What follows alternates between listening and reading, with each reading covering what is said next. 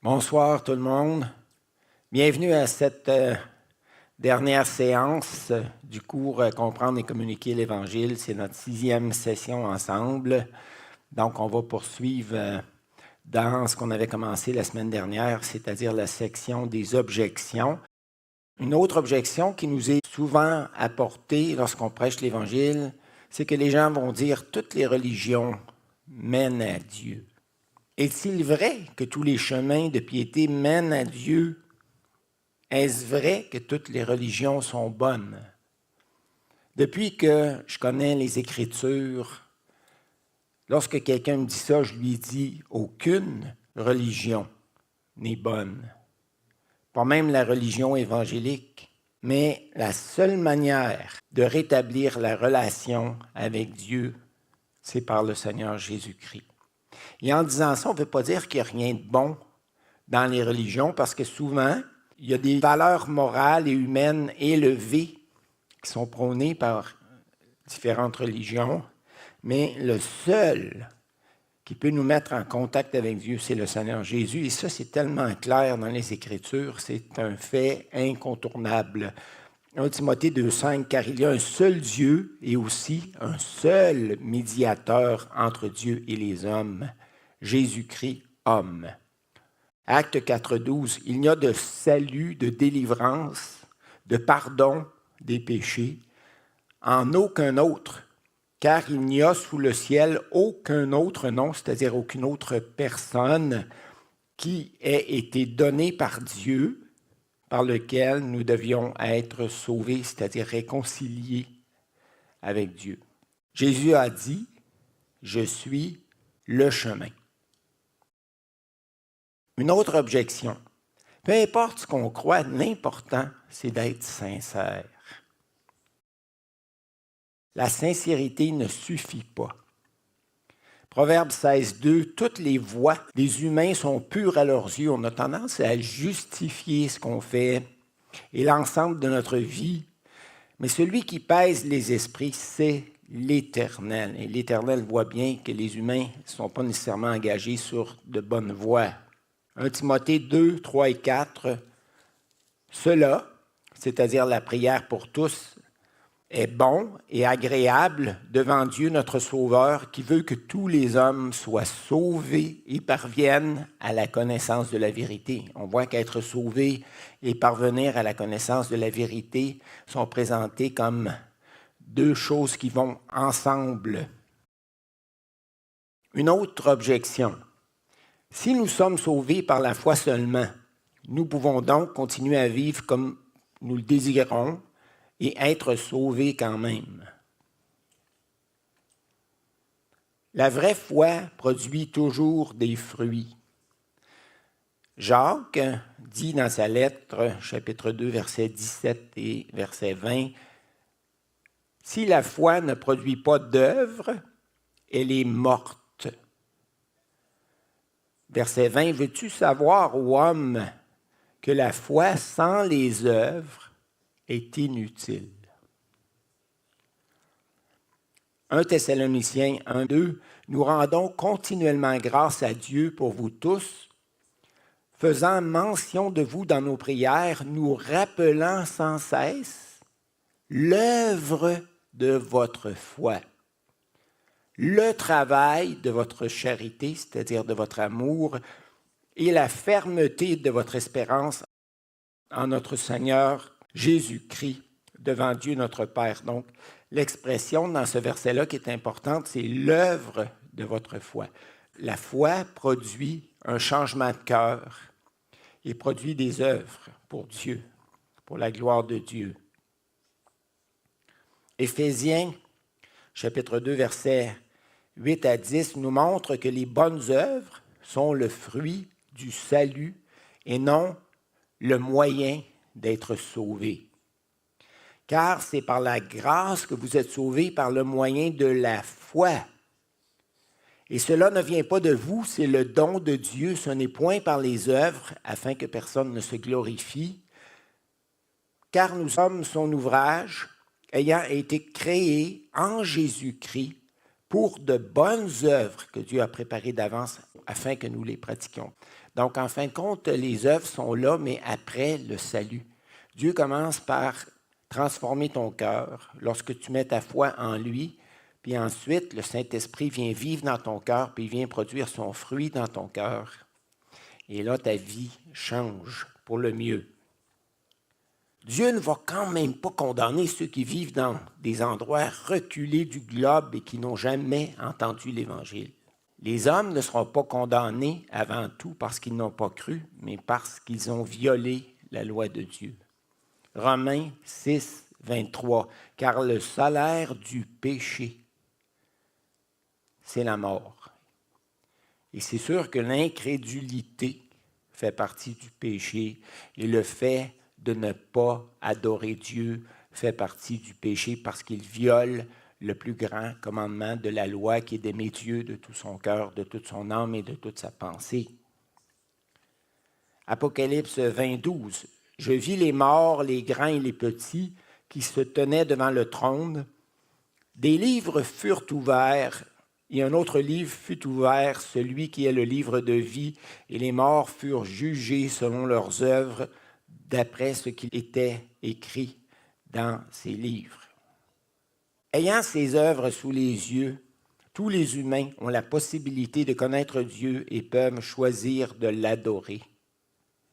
Psaume 19, 1 à 4.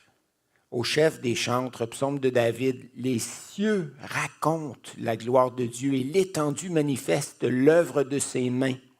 Le jour en instruit un autre jour, la nuit en donne connaissance à une autre nuit. Ce n'est pas un langage, ce ne sont point des paroles dont le son ne soit point entendu.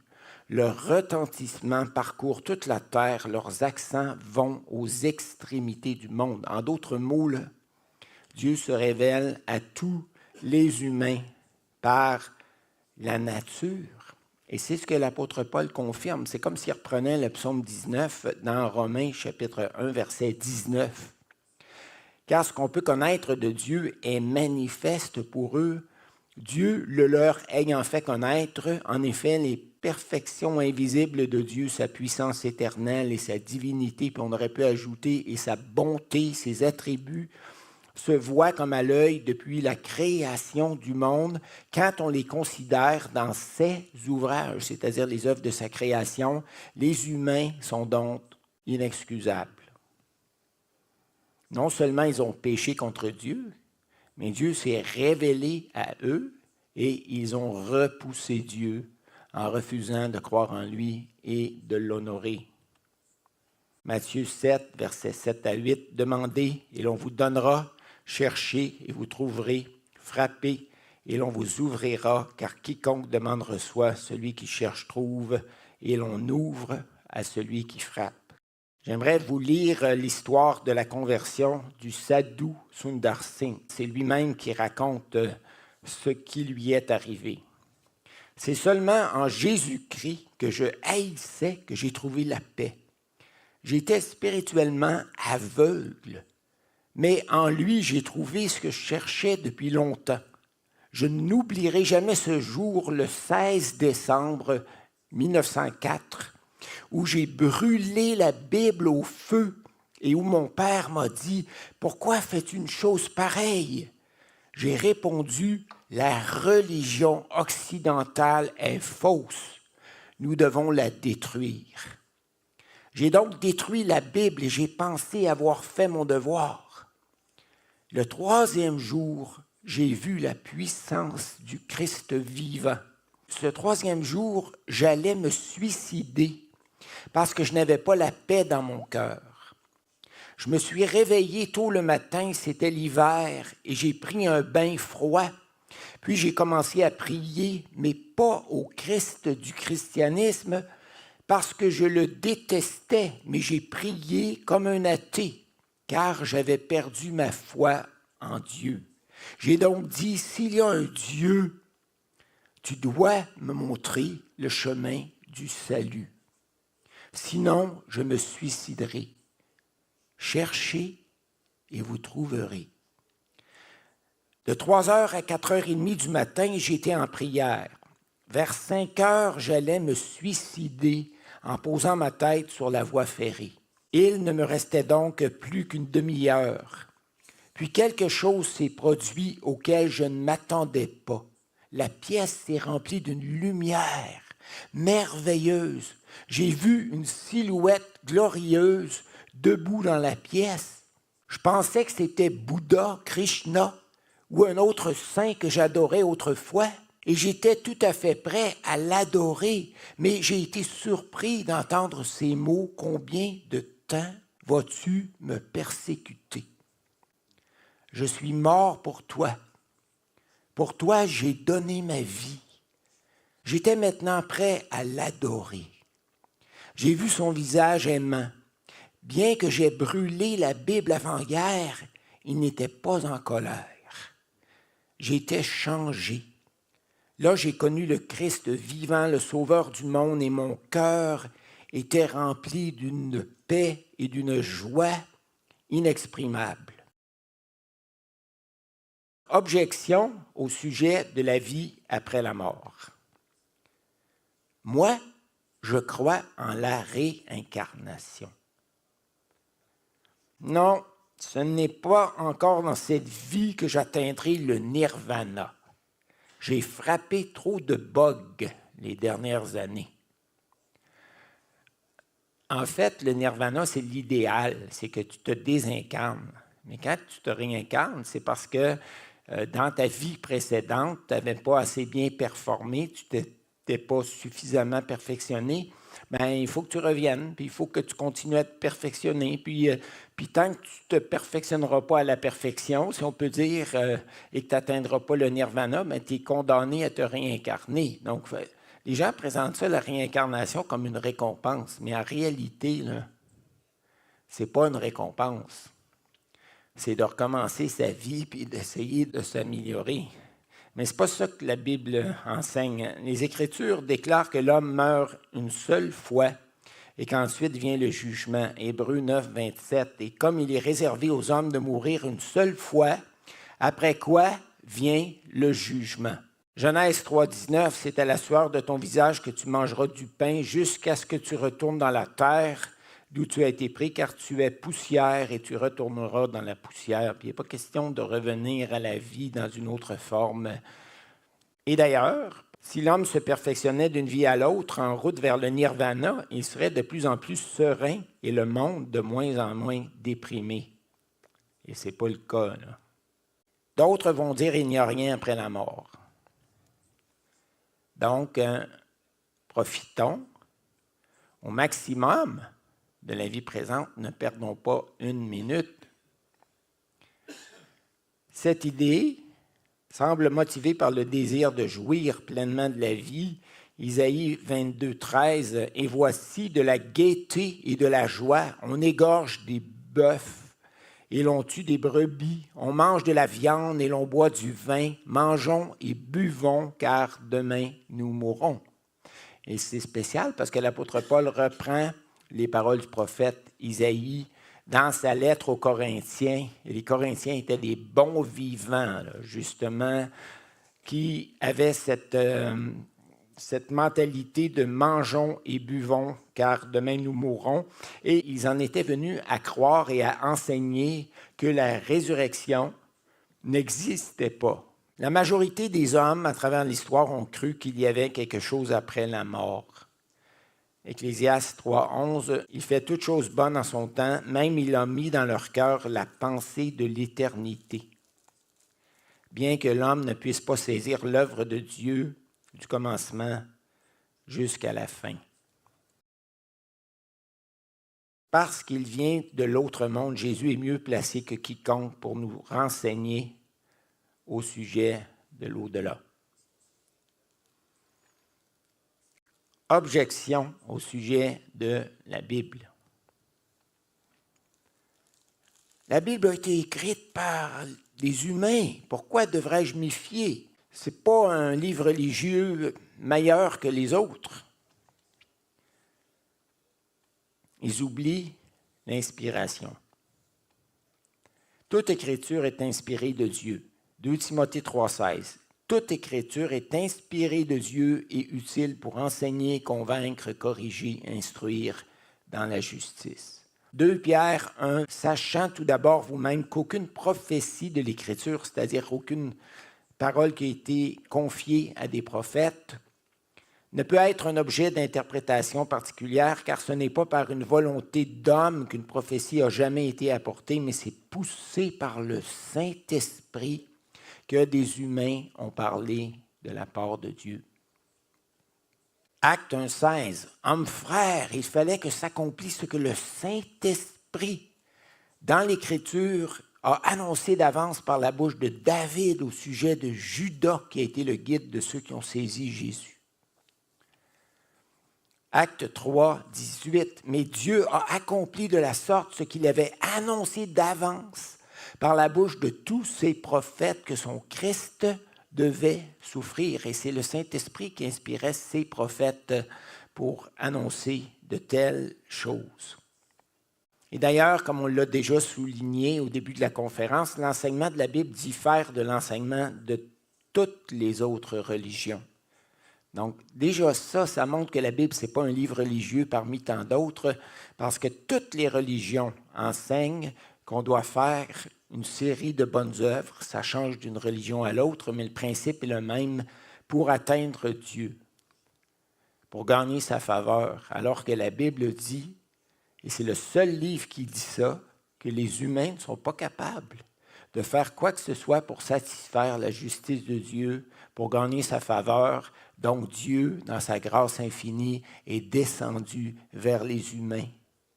Et Jésus a donné sa vie pour eux. Il a été condamné à leur place, il a été jugé à leur place, afin que les humains puissent accéder à Dieu de façon merveilleuse par la grâce.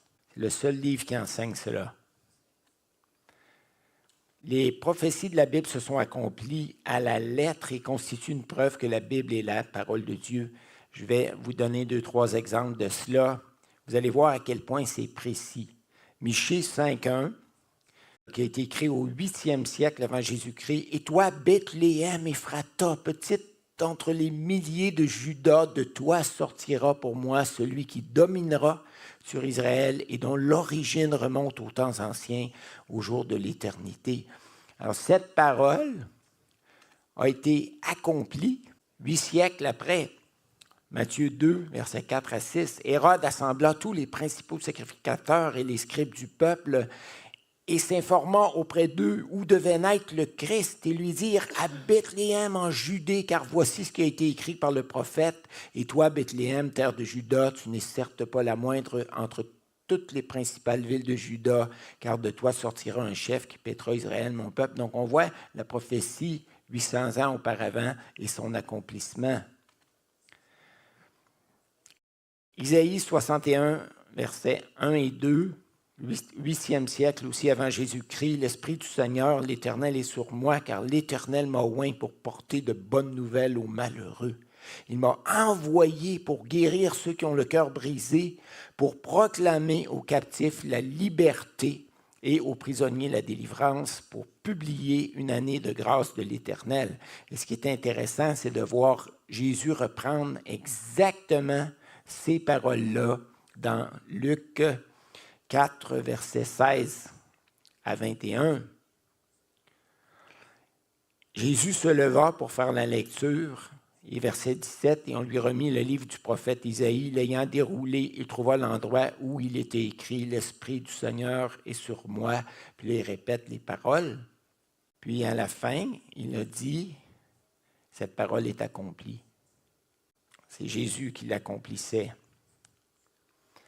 Zacharie 9.9, 6e siècle avant Jésus-Christ, « Sois transporté d'allégresse, fille de Sion, pousse des cris de joie, fille de Jérusalem. Voici ton roi vient à toi, il est juste et victorieux, il est humble et monté sur un âne. » Sur un âne, le petit d'une ânesse. Ça, c'est une prophétie qui est extrêmement précise, là, qui rapporte des détails frappants, et on retrouve son accomplissement dans Luc 19, verset 35 à 38. Je ne vais pas prendre le temps de le lire. Mais vous pouvez arrêter votre vidéo pour le lire. D'autres vont dire que la Bible est un livre rempli d'erreurs. Et là, la meilleure réponse à donner, c'est « À quelle erreur pensais-tu en particulier? » La plupart des gens, ils ne l'ont pas lu.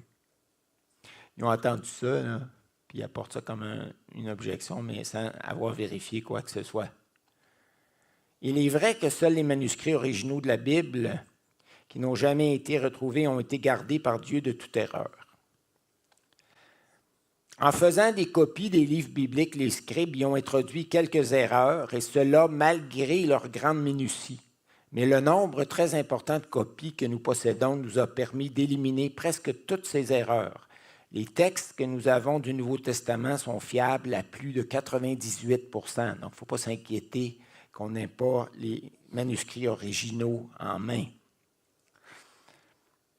Les textes sont plus fiables que la majorité des textes historiques. Il existe des copies des livres de l'Ancien Testament datant de 150 et 100 ans avant Jésus-Christ, les manuscrits de la Mer Morte, et une traduction grecque de l'Ancien Testament, la traduction des Septante datant de 200 ans avant Jésus-Christ.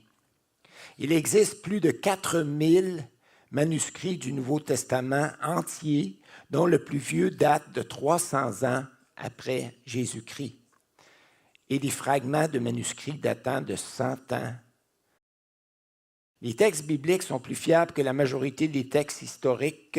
Il n'existe que 10 manuscrits valables de la guerre des Gaules de Jules César, datant de 900 ans après Jésus-Christ.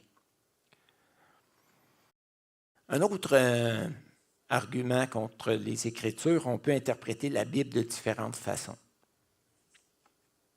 Plusieurs groupes religieux interprètent la Bible de différentes façons, mais il est facile de comprendre pourquoi.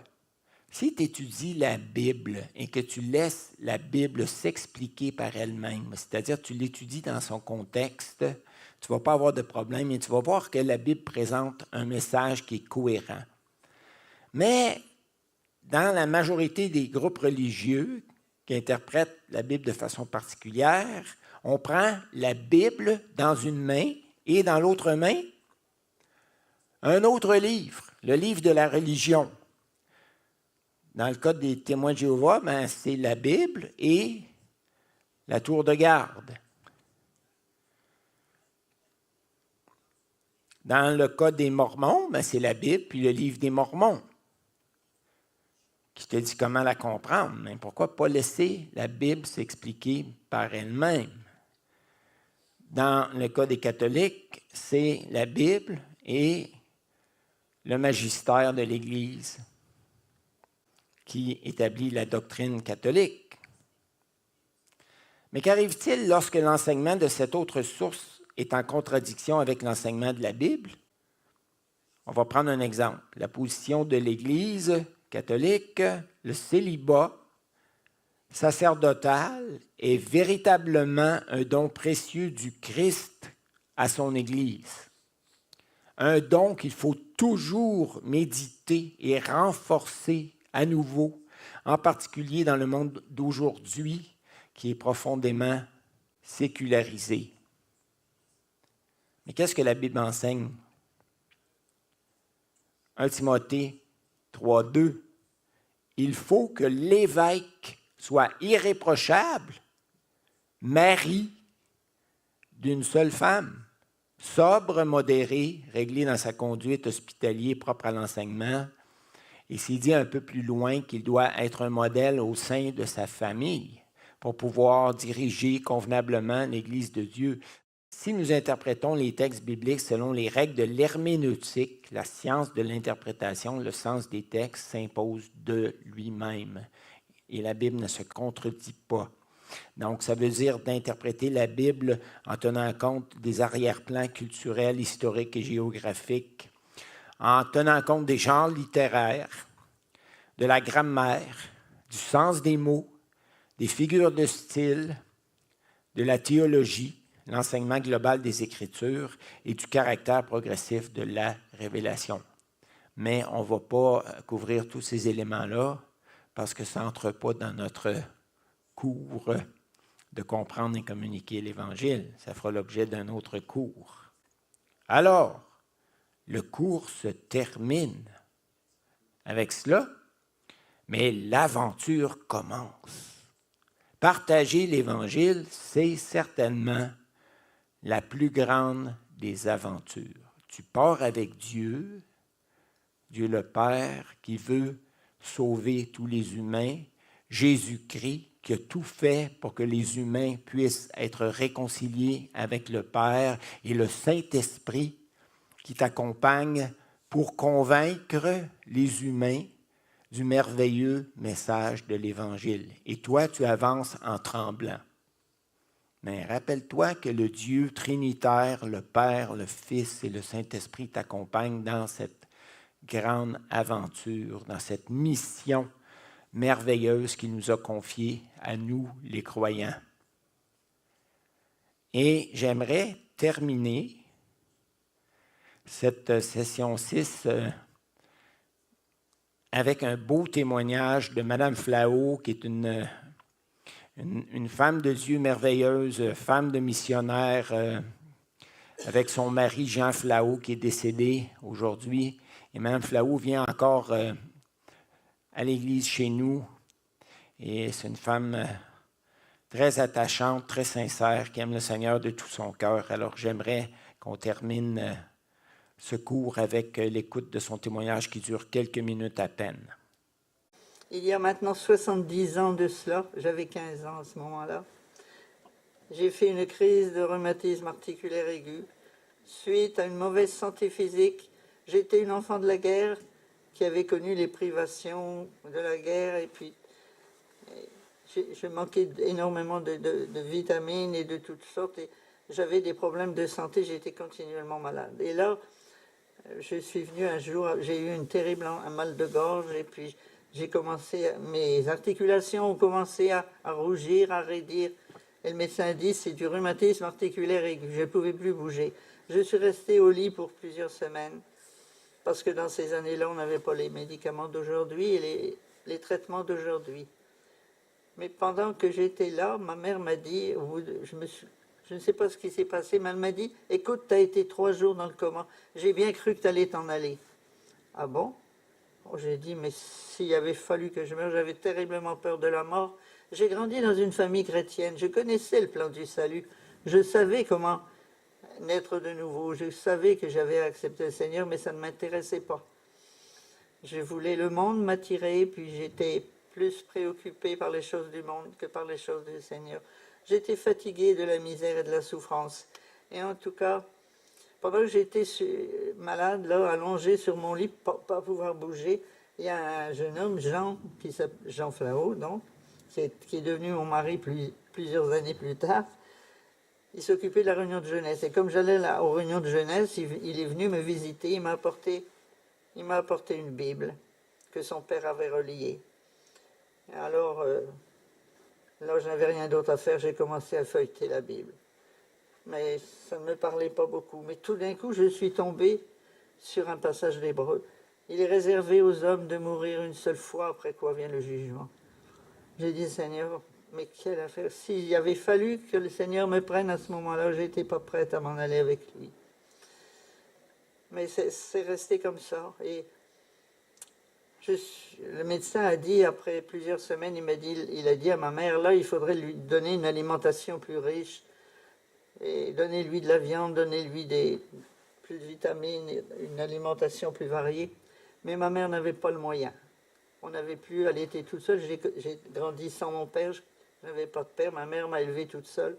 Et c'était difficile pour elle d'acheter de la nourriture. Il n'y avait pas de bien-être social dans ces années-là. C'était une femme qui faisait des ménages.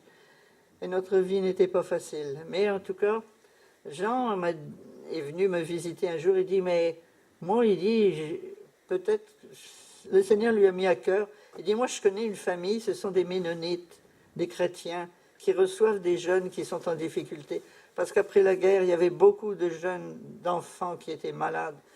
Parce qu'on avait été tellement mal nourris, mal menés pendant la guerre. Les 5 ans, c'était très difficile. Alors il a écrit à cette famille et ils ont accepté de me recevoir pour tout un été. Et j'ai été là pendant tous les mois d'été. C'était extraordinaire. Ils m'ont reçu avec beaucoup d'amour. Ils m'ont nourri, ils ont pris soin de moi. Là, mon cœur a été un peu bouleversé par leur amour et leur affection. Et quand je suis revenu dans ma famille avec ma mère dans ma ville. J'ai repris le chemin de l'église et là, il y avait un pasteur qui venait d'arriver, un évangéliste. Et un jour, il prêchait beaucoup sur le salut.